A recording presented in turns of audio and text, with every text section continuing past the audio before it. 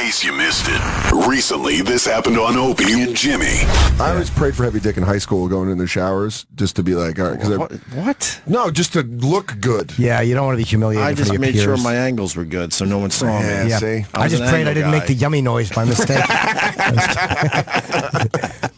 I was an angle guy all the way. Angle? I always had to box out. I developed late to begin with, so a lot of times I just didn't shower. There was a lot of black dudes on my football team, so I always had to. Yeah, but why'd you have to shower after a game? I never You wouldn't understood. shower after the game? Fuck no, I'd shower when I got home. Why? Who cares? I would mostly, unless Right? we were on the road, and then I would shower. If You it was would gonna be shower in the road locker room? If we were on the road, yeah. Why? Why didn't you want to shower with the other guys? Because it was fucking gay. To be honest I mean, with you. it's, you know, it is It was a bit gay. I always want to shower after. What did you do while they were showering? Sit there and film them surreptitiously. But I wasn't the only one that didn't. Guys, Jerome, turn around. Yeah. I wasn't the only one that didn't shower, though. There were a few of us. And you were the stinky kids. They were the Yeah. late. I guess if Late bloomers. Did you have a small penis? Is that what it was? Were you worried? I was. I was worried for Okay. a while there. I developed late, so that made it easier to not shower as well. I was 5'2", 91 pounds in 10th grade. I was tiny, and then I shot up finally Do you have stretch marks from growing? on my penis. Yeah. Did your dick got stretch marks? But only going width-wise. The length was the same. It was long and thin. It was birth length. In 10th grade, if you got a small dick or you haven't developed yet, and there are those kids that are fucking, when I was in camp, there was a kid, Kevin, who we suspect is retarded. Like, I think he was definitely slow. I don't know if he was full on retarded, but he was definitely slow. Right. And he had like full pubes and he was Monster? 8 soft. And this is like a fucking... That means he was retarded. By the way. 8th to 9th grade. He had dumb dick. Yeah, he had a dumb dick. It's just like, he's like, hey, Jim, do you know what this is? You're like, look at that fucking piece. It just- Exactly. You have no idea what you're lugging around. Plus, I should say my sport of choice was basketball, so it was a lot of black guys. yeah. They don't mind that stereotype, which is completely true, by the way. Completely intimidated. You're afraid they'd laugh at you and call you a white boy dick? They Or had fucking monsters in their Look at pants. tiny dick. Look at tiny white dick. Right. they'd flick it like it was a small insect bothering them at a picnic. Listen to Opie and Jimmy every morning here on Opie Radio. And now, Opie and Jim are back. We are back with Kevin Pollak. Wow, that music's loud. Jesus. Misery Loves Comedy. It was like the #1 iTunes film, documentary. Documentary, Yeah. nice. Yeah, we're moving up the independent. That's the other category I think we had a shot at. Right. But even when we hit #1 in the documentary, that was ridiculous. And then the independent, you're up against Birdman, Imitation Game, all these movies that were Oscar nominated, they're all considered independent films. So Gotcha. you got to compete with that. Birdman's independent film? I didn't realize that. Yeah. Why don't you give the list of some of the people in your film? I don't think we have done that properly because It's going to sound obnoxious. We were all in the bathroom, and I casually forgot. Oh yeah, Jimmy Fallon's in your movie as Yeah. well, and he was great, by the way. He is good, right? I was talking about bombing on stage. bombing, and Jon Stewart looking at him from the audience Right. going, "Oh, you fucking poor bastard." And I've heard that from Jimmy over the years. Nothing better than seeing your friend that you know is talented, which is Yes. key to this, by the way, bombing. Amy Schumer, Kevin Smith, Jon Favreau. I'm just reading down the list that Sam was kind enough to put on. Bobby Cannavale, Jimmy Fallon, Whoopi Goldberg, Judd Apatow, Stephen Merchant, Janine Garofalo, Christopher Guest, Martin Short, Kumail Nanjiani, Jason Alexander, Joe Latrio's not in it. Why is he not there? Chris Hardwick, Matt Walsh, Bob Saget, Sam Levine, Nick Swartzen, Jason Reitman, David Koechner, Kevin Nealon, Jim Jeffries, Jim Gaffigan, all the Jims, Maria Bamford, Paul F. Tompkins, Mark Maron, David Wayne, Penn Jillette. Jesus. It's a little obnoxious. It's completely obnoxious now that I'm saying it. Somebody's way down on the list. Yeah, Birbiglia, Andy Richter, Lewis Black. Oh, Jimmy Norton. Robert Smigel, James L. Brooks, Rob Delaney, Jim Norton. There you are again. Scott Ackerman, Andy Kendler, Greg. It's ridiculous. Wow. Yeah, Kathleen Madigan, Anthony Cumia, Greg Hughes with 2 G's. Alan Zweibel, Bobby Slayton, whoop-de-doo, how are you, pal? How about Slayton? How about that truth that he was spewing? He was terrific. Jake Johansson, Kelly Carlin. I noticed you didn't mention Matthew Perry when the laundry list of names came up. You have a problem with Matthew Perry? No, I didn't. I just want to make sure. There were a couple names. Yeah, and I kind of skipped over Matthew Perry. I was wondering if there was an issue. Sorry, there. Matthew. I know you're listening. Dana Gould, I skipped over him too. Who I thought Dana Gould was great in the film as well. Some real. Jimmy Pardo had that great bombing story at the naval base, getting chased to his car, and thought he was going to die. Yeah, yeah. So there you go. So it's a lot of people. Good for you. I didn't mention Tom Hanks, Larry David. Didn't say their names. Larry David's in it. Yeah, they're both in it. Tom Hanks. Sure. It's sure. What are you going to do? Like I said, I saw it yesterday. Finally, because you kept going, "Hey, have you seen the film? You need a link." Well, you know how it is. No, I know. I felt bad actually. I'm like, "Fuck, you got to see this before he comes in." I had every intention of seeing it, but I'm a little. I was surprised that you saw it. No. Yeah. Why? Because there's like 90 people telling you to see this before they come in. No, I would have seen it even if I wasn't in the movie. Well, because you're a professional, you mean? Not really. I'm unprepared most of the time. But lately, I'm trying to be more prepared. Yeah, really? Yeah. Well, that's cool. I'm trying to be more prepared, yes.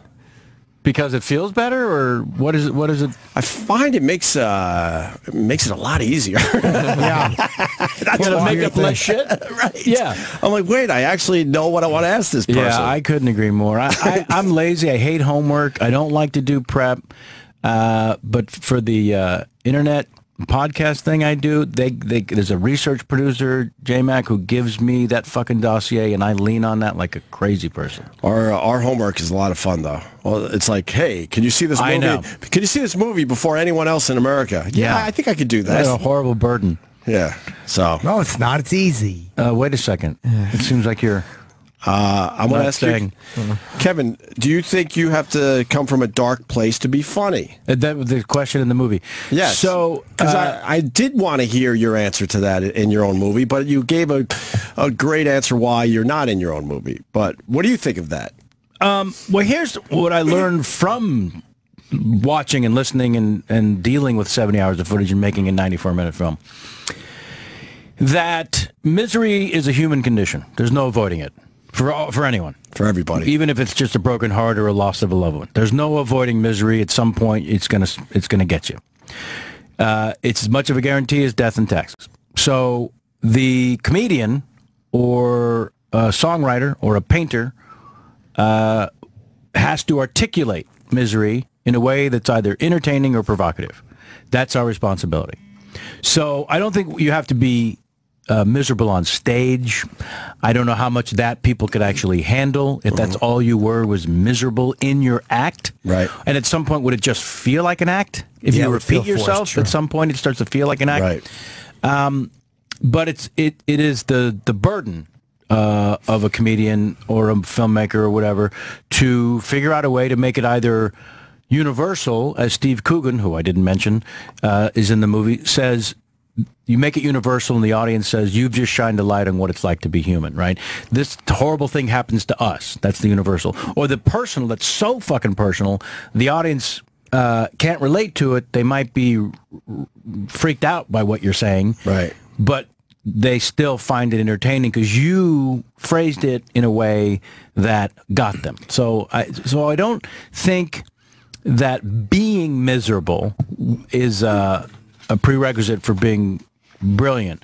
But if you look at the history of the most brilliant people, as Jim Jeffries ultimately says in the film, they all had a great deal of misery in their life. But they have to have something else because, you live long enough, you realize everyone has a dark past. That's what I'm saying. And everyone comes from some shit. Yeah. No matter who you are. You got to figure out a way to talk about it. Yeah, because, the comics all have a dark side, but right. like, oh, wait, it's not just comics. It's, there's the guy doing your plumbing today. He went through shit growing up as well. So, literally.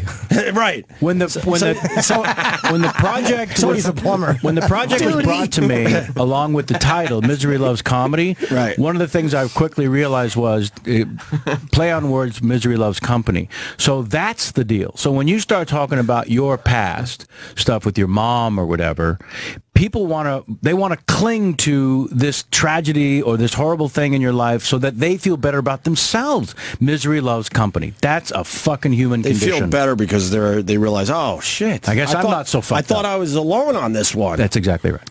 Misery Loves Company. And you were close with, I know you were close with Robin, and I did read that you tried to get him in, and he just wasn't available when you were shooting. Right. And then they wanted you to interview about him, and you declined. Well, so when I was editing the film, he passed away, and my producer said, hey, do you want to go back with the film crew and interview some of the people and ask them how they're feeling with Robin's passing? And well, that just sounds like we're taking advantage of it. That's sick and horrible. Or also manipulative. When I was shooting the movie, we had 4 5-day consecutive weeks. I was in New York for 1 week, got you guys and Amy and Jim Gaffigan and a few other people. And then I had 3 consecutive weeks in L.A. Those are the only 4 weeks I had. Whoever we got is who we got. Right. And I was booking everyone myself, and, you know, people aren't available, they are available. Right. Robin was shooting the TV show, single camera, half-hour show. You're working 12, 14-hour days, 5 days a week. He wasn't physically available. So he called me. We got on the phone a couple of times, and each time it would last like an hour. He would just go on, and I started to feel like he can't be in the movie, so he's kind of doing the conversation now with me on the phone.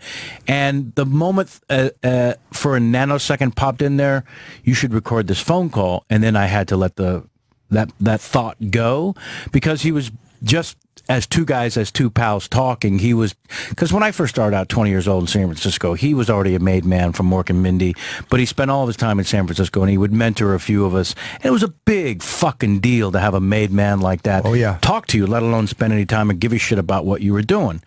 So I felt like there was a friendship there, and I was fortunate to be in his company in his breathing area. So when he passed, it was just a no-brainer to dedicate the film to him, just out of respect. Of course. It also kind of goes with the theme, too. I mean, as comedians, it's like, people are like, were you surprised? Like, yeah, you're always surprised, but then you're never surprised, because when a comic has that other side, it's not that shocking to comics. It's like, because, you know, everyone we know is like that fucking wants to put a bullet in their head at one point. And you know of a few comics that did just that. I think I know 6 comedians. 6 comedians that took their own lives. Yeah, we tried to get Richard Jeni in the movie, and someone in his family who controls the everything of his life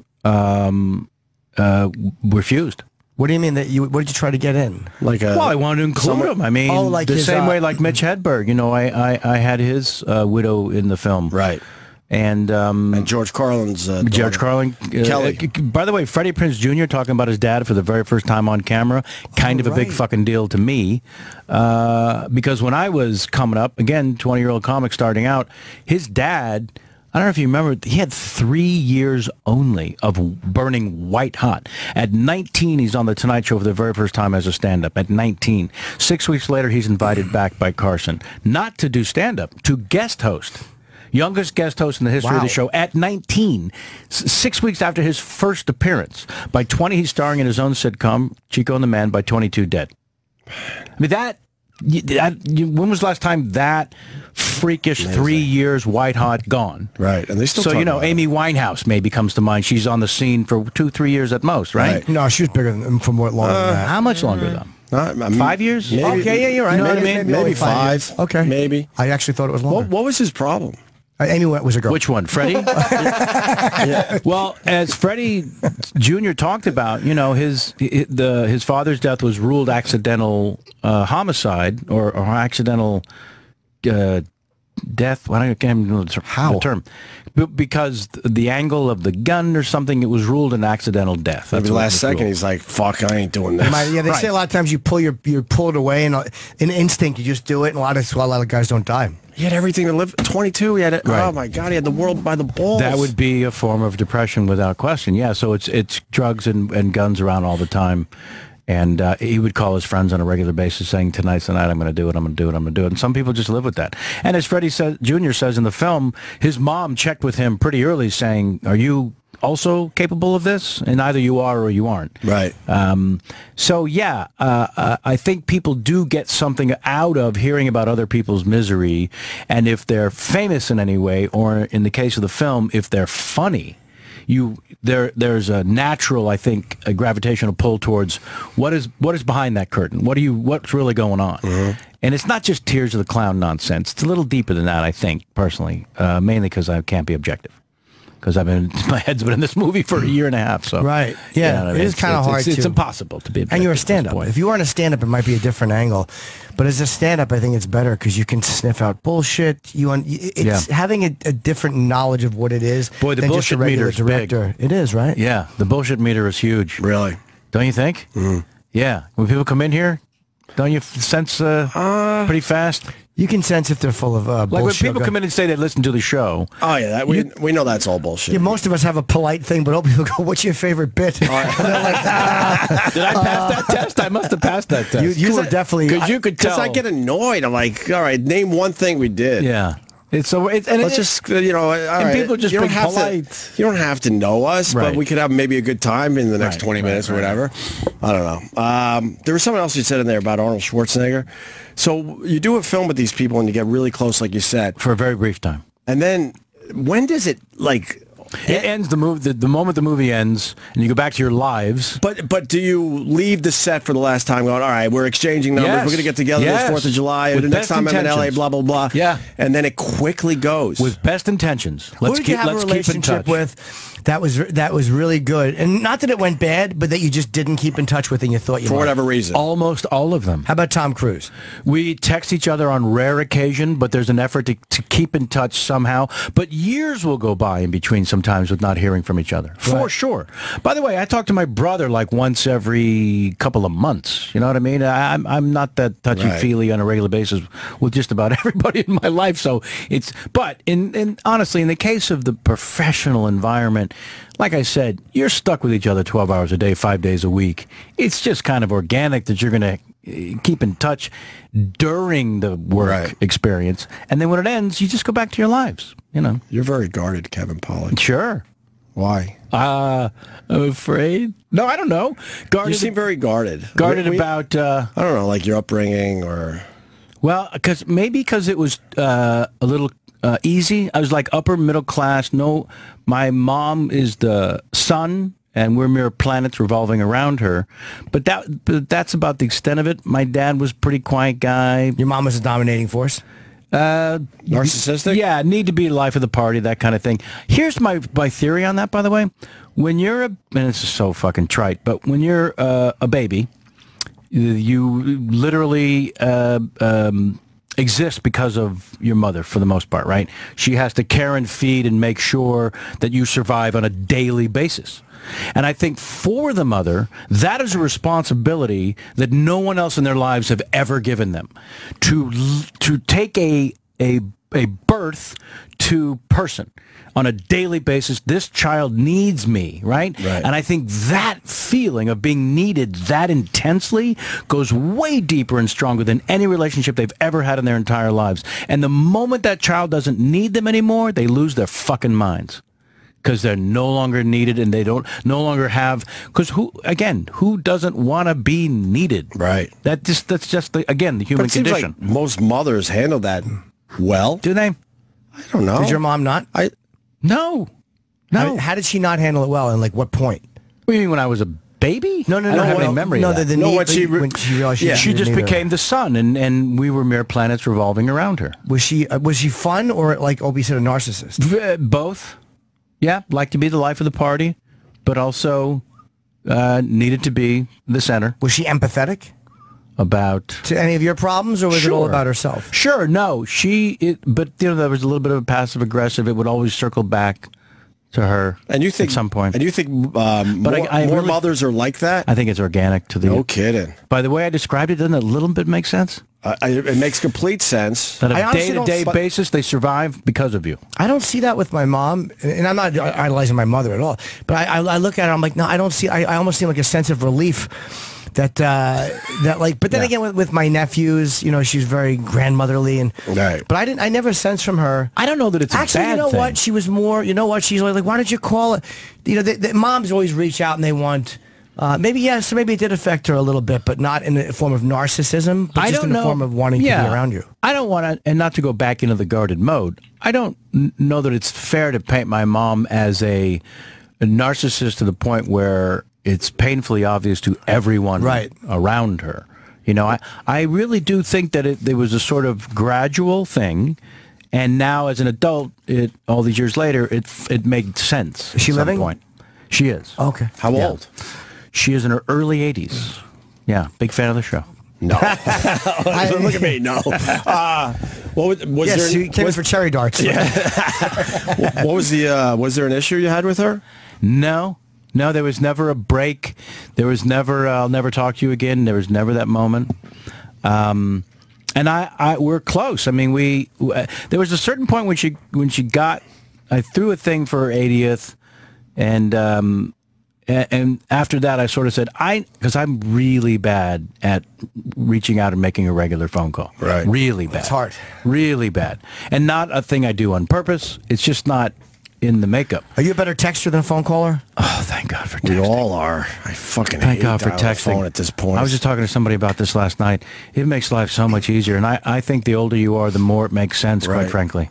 We're like, oh, thank God I don't have to talk to anybody. I can't even think of the last person I talked to on the phone. I know. And I have And I like it that way because you get a lot done with that texting. Yeah. You can multitask, too. Yeah. I could still watch the hockey game last night. I probably talked to 12 different people last night. Yeah. That would all be, 10-minute conversations Impossible. per person. And I finally got to that point with my mom where I was able to say, here's why you don't hear from me on a regular basis. Because I know when I have to make time to call, you're going to need 45 minutes. Right. And that's a thing you got to wrap your brain around. Mm-hmm. If we could call and say hello for 9 minutes, that'd be great. Absolutely. Yeah. And then she said, you know what, honey, let's do that. Call me for 9 minutes just to say hello. And so now on a weekly basis, I call and we talk for 9 minutes. And I said, your 9 minutes is up. I'm hanging up. Do you ever go past 9? Sure. Okay. Because that would be I don't like it. That'd be a dick move. I don't like Your it. 9 minutes is up. Yeah, but I'm allowed to I'm now a big throw star. Do kind you of throw understand that, Mom? Yeah. Do you know who I think I am?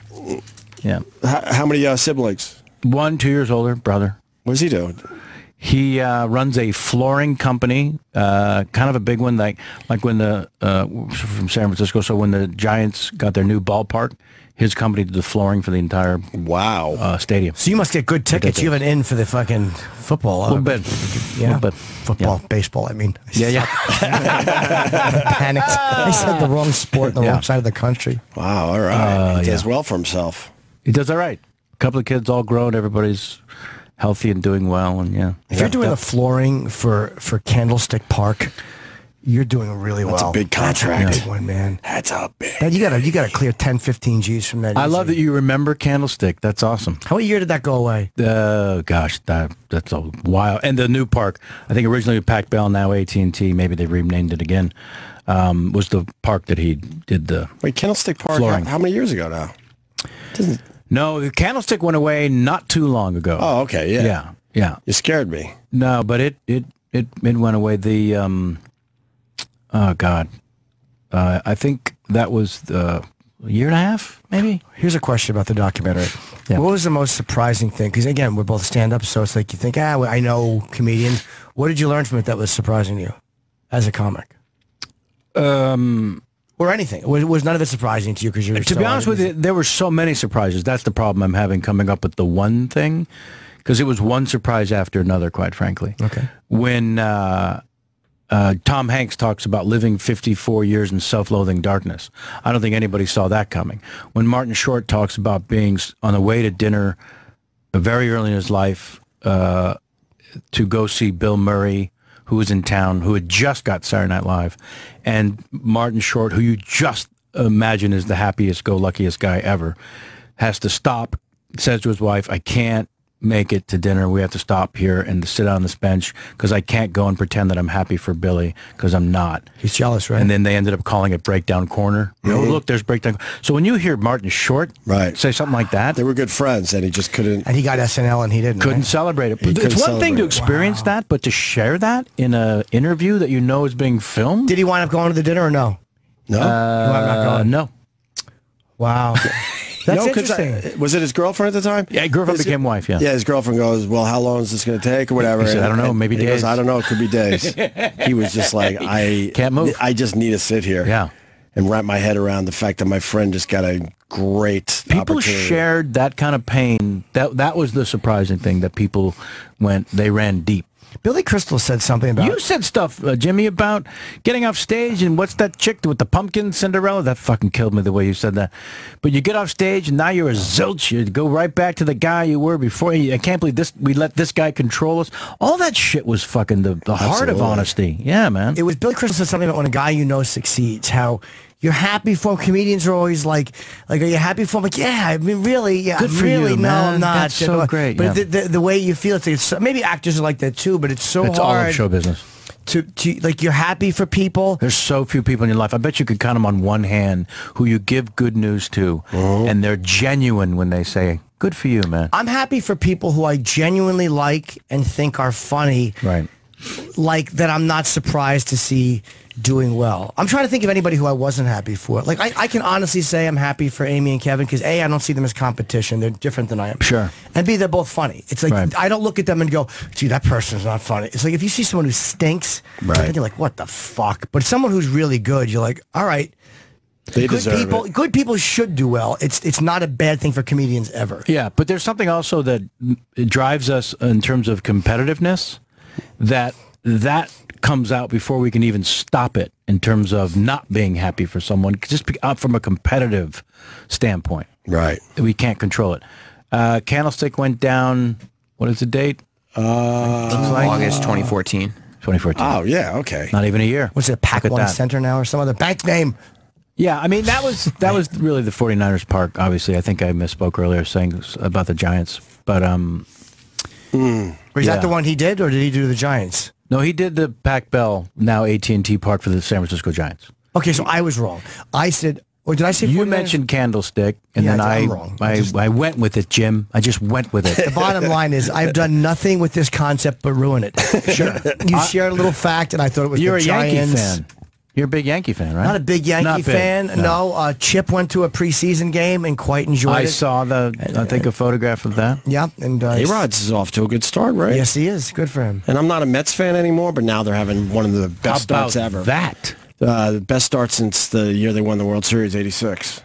11-3, I believe. Pretty impressive. We were talking, though, the seasons are too long. When we were growing up, you didn't have all these distractions, so you could settle in and watch, your team for 162 games. It's crazy. Yeah. They're talking about the Mets having this great start, and I said earlier, they still have 149 games to go, or something like that. That's my favorite thing. 148, whatever. The Giants, of course, have had 3 insane runs over the last 5 years, starting as a wild card team. All 3 years that they went on.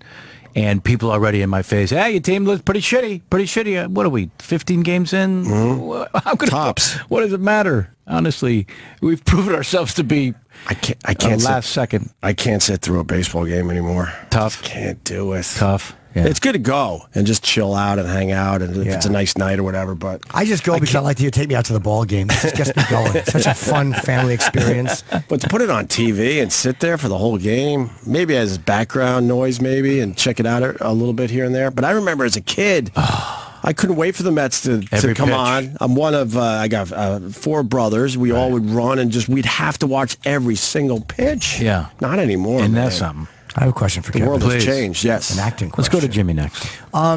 Is there any, looking back at all your movies, because you've done a lot. Okay, I'd rather not look back at all of them. But just say it. Six of them. That's I'll kind of look what I was back going to at ask 6 you. of them. What is one, not the bad film, but what is one you look at where you don't like your performance in? Oh, there's a bunch of them. Which one that sure. you look back and you're like, I did not like, I can't watch it because I hate me in it. I think a lot of actors do talk about they can't watch themselves. Spencer Tracy couldn't watch himself. Yeah. Every film I've ever done plays on a continuous loop on 7 different screens throughout my house. Yeah. That's a joke. I think you... But the truth is, you just can't be objective. You look at it and go, ugh. My head blows up like a pumpkin the moment it's on film. I look, 20 pounds heavier. What's one that the performance of you wish you did better? Most of them. Honestly, not even being self-deprecating. I started out as a stand-up comedian, no formal training. I'm not proud of that. That's just the fact. So because I had no formal training, I know I'm a faker every time I go in. Again, that's just it. I know that everyone else around me in the movie either did stage theater. I've never done a play. They've spent their lives learning the craft, and it was all horseshit to me.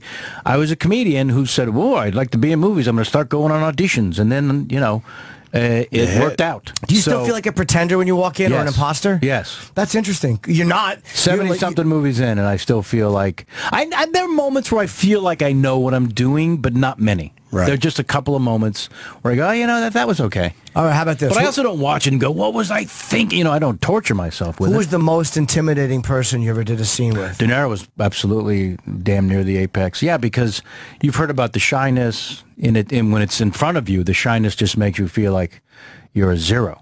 Why? Because he won't talk to you? Well, because he's so shy, he's not gregarious or conversational.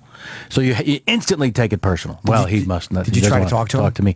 And then my thing is, then I don't want to bug him. Right. Probably because I don't want the rejection. So if I start the conversation and he instantly shows he's not interested, I'm a bigger asshole. What did so if you I just say? leave him alone, I just left him alone. Did you start talking once? Nope. You didn't Honestly, try. I just made a decision early on. If he starts a conversation, I'll run with it like a 9-year-old. But I'm not going to get in his face about anything. Hey, remember that time? No, I'm not going to be that guy. He's really I've heard he's shy. very shy, though, yeah. But he's not a dick. I've heard he's just a very He wasn't a dick. No, and every now and then he would say something almost like kind of a ball-busting thing. Like that take wasn't bad. Just every now and then, not a lot. Right. But I could tell he was giving me the gears a little. And I thought, oh, thank Christ, there was something. Yeah, you should have just attacked him outright for no reason. Yeah, well, I thought you ruined The Godfather too. Yeah, you're a phony baloney. Yeah, I can't stand you. Yeah. Well, that's interesting that he's to be on the set with him and be. But then again, It's just intimidating with all of them. you were supposed to be a little uncomfortable around him because you were fucking signing a deal. You were fronting this mafia casino. You weren't supposed to be pals. I think anytime, you guys have all the biggest stars in the world come in here. Isn't it just weird? It's just weird, right? It's not... Today's weird. No, with Arnold.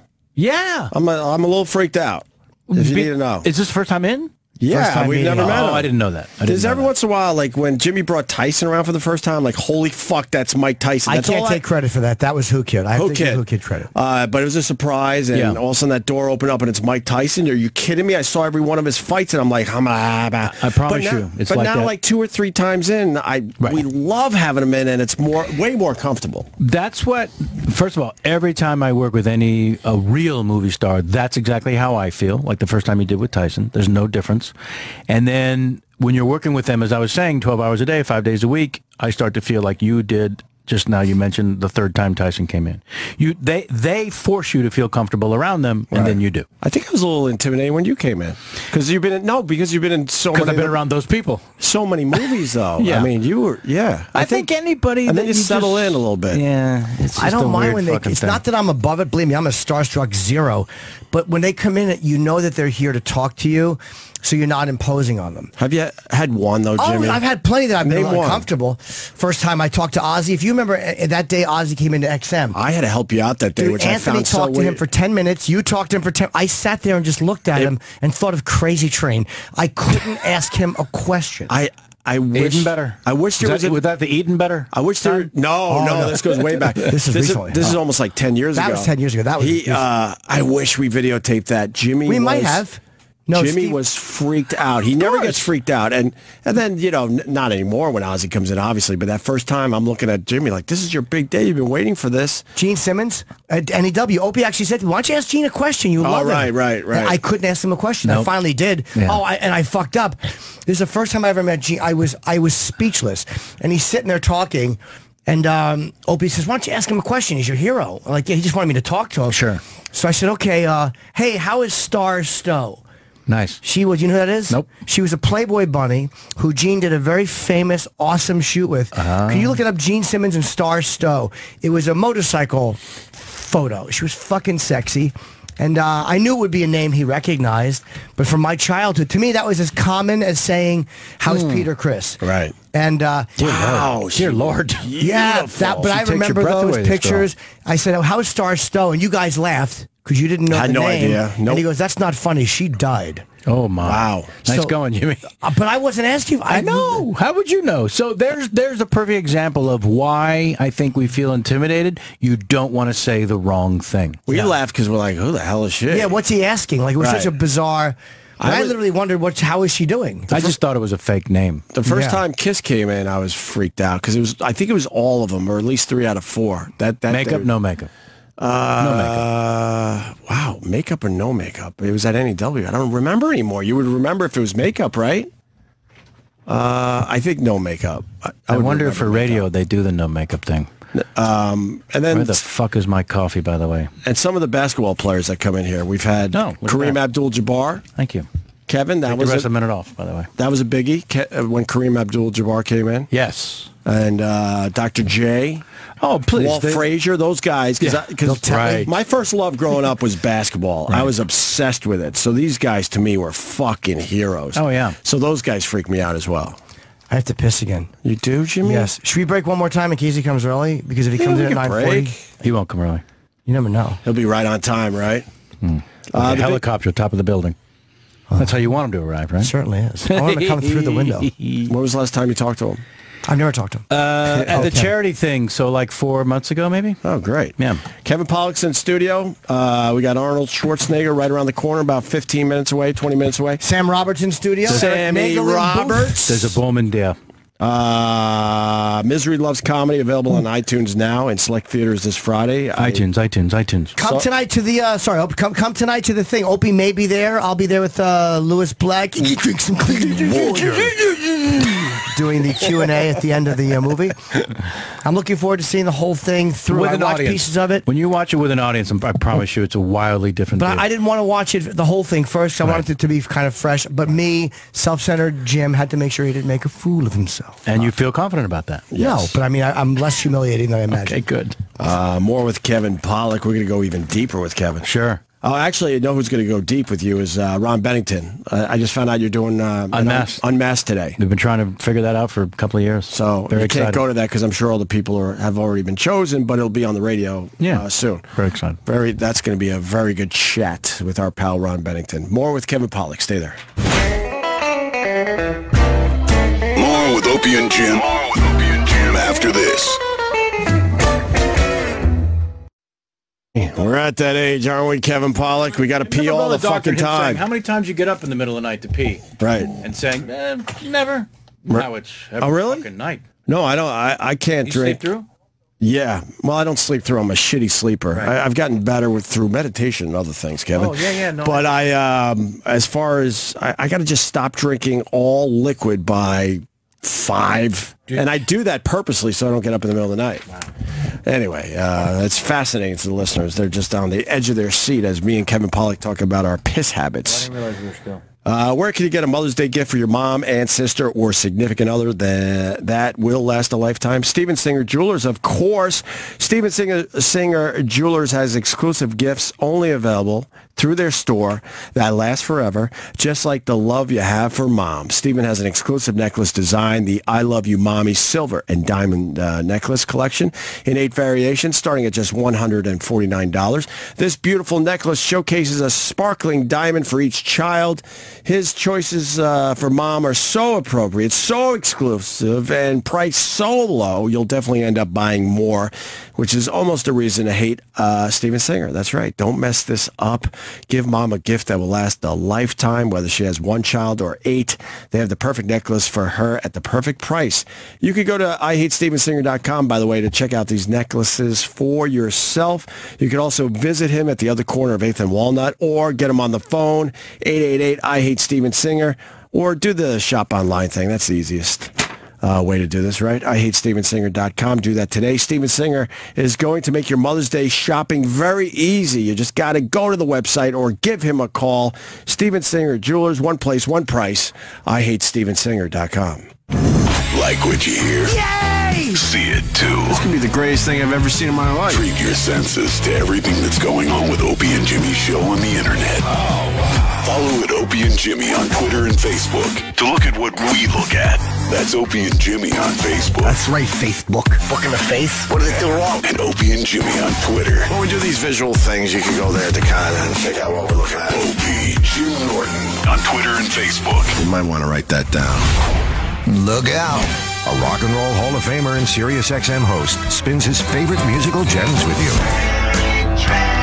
It's Tom Petty's buried treasure. All new episodes of handcrafted sets of deep album rock from Tom's personal collection. The best in rock, rhythm, and blues. Tom Petty's buried treasure. Tomorrow, 5 p.m. Eastern, 2 p.m. Pacific, on Deep Tracks, Channel 27, or on the SiriusXM app. With CudaSign, paperless e-signing is a no-brainer for any business that requires legally binding signatures fast. That's because CudaSign offers everything you should expect from an electronic signature solution for just $1 per month. CudaSign cuts document turnaround time as much as 90%, thanks in part to its #1 rated mobile app. And CudaSign's secure cloud stores documents for on-demand tracking and retrieval, saving you even more time and money. Don't think twice. Get CudaSign now for just $1 per month. Go to CudaSign.com. I'm Pam McKissick, CEO of Williams & Williams. Roughly a third of Americans own their own home free and clear. And many of you who are still paying on your mortgage have significant equity in your home. And what that really means is you have freedom at your fingertips. You can easily auction your home in 30 days and move on with your life. Let us help you do that. Call Williams & Williams Real Estate Auction at 1-800-910-0865. That's 1-800-910-0865. Did you know that FanDuel has more players and pays out more money than all the other daily fantasy sports sites combined? Yup, FanDuel is without doubt the leader in one-day fantasy baseball. And FanDuel is paying out up to $2.5 million every single day this baseball season. That's more than any other fantasy baseball site in the world. If you're into fantasy baseball and you haven't tried FanDuel yet, you're missing out on the hottest thing in fantasy sports. You play in one-day fantasy baseball leagues for real money with immediate cash payouts. And there's no season-long commitment, so you only play when you want. A 28-year-old named Eric Hafner turned a $125 deposit into over $62,000. Damn! And he's not alone. Over 1 million players have already won money playing fantasy sports at FanDuel.com. Plus, right now, FanDuel is giving you a bonus of up to $200 that gets earned as you play. For every dollar you deposit, FanDuel will match it up to $200. The only way to get this one-time bonus offer is to go to FanDuel.com, click the microphone in the upper right corner, and enter the promo code 5555. That's FanDuel.com, promo code 5555. Here's a question. What's the most important holiday? Christmas? Valentine's Day? Maybe they're close, but it's Mother's Day. Do you love your mom? Well, you better make sure she knows it. So what's the perfect gift? Well, Steven Singer's famous 24-karat gold-dipped roses, of course. It's the perfect gift for all the moms in your life. A real long-stem rose deeply dipped in 24-karat pure gold. This gift lasts forever, and they start at only $59. Yes, only $59. Steven Singer's real long-stem roses come shipped in a beautiful gift box with your own personalized Mother's Day card. Steven Singer has special colors available for Mother's Day. Choose from peach, which symbolizes appreciation, the classic all gold, which symbolizes respect and eternal love, or brand new for this year, pink champagne, the perfect symbol of love and celebration. Go to IHateStevenSinger.com. Order now and get free shipping. Call 1-888-I-HATE-STEVEN-SINGER or go to IHateStevenSinger.com and order your Mother's Day rose. Steven Singer Jewelers. One place, one price. Hey, Mike, there's a letter here from the IRS. Last year, the IRS sent over 7 million payroll-related penalty assessments to businesses. We should have used paychecks. Hey, Mike, they say we didn't pay our payroll taxes on time. Late or incorrect payments are common causes of a penalty. Should have used paychecks. Hey, Mike, we should have used paychecks. Uh-huh. 500,000 businesses trust Paychex to handle their payrolls. Call 1-800-PAYCHEX or visit trypaychex.com. In case you missed it. Recently, this happened on Opie and Jimmy. I don't like Applebee's. It's a neighborhood thing. Yeah, it's it's not. No, the appetizer. You got to get 3 apps. It can't be. No. They're not they're anytizers. Anytizers.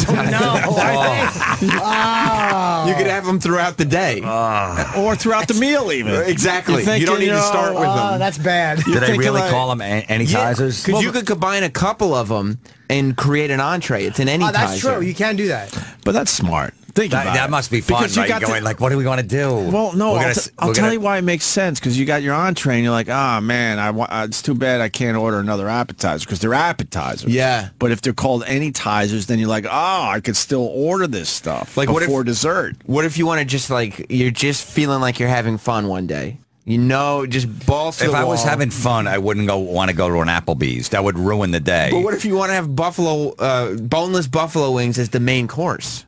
Then it's like, Well, just order it as an appetizer. Just say, look, I'm just going to take any tizer. I would never say that. If someone came in and had a gun to my head and said, look, I'm going to fucking blow your brains out. Yeah. You got to say any tizer. I go, just do it. Are you one of those guys you just point at what you want? Yeah, absolutely. I'll take that. What? You don't go with the goofy names that they have to name everything? You mean the Applebee burger? No, this an thing Applebee right here. burger. There used to be. He wouldn't say when we would go to Denny's or whatever, like moon over my hammy or those things. Never. I always remember he would point out and go, let me have this one. They'd be like, the moon's over, he'd go, that one right there. What about Tutti Frutti? Yeah, IHOP. That's why I stopped eating there. It was a Rudy Tooty Fresh and Fruity. Listen to Opie and Jimmy every morning here on Opie Radio. And now, Opie and Jim are back.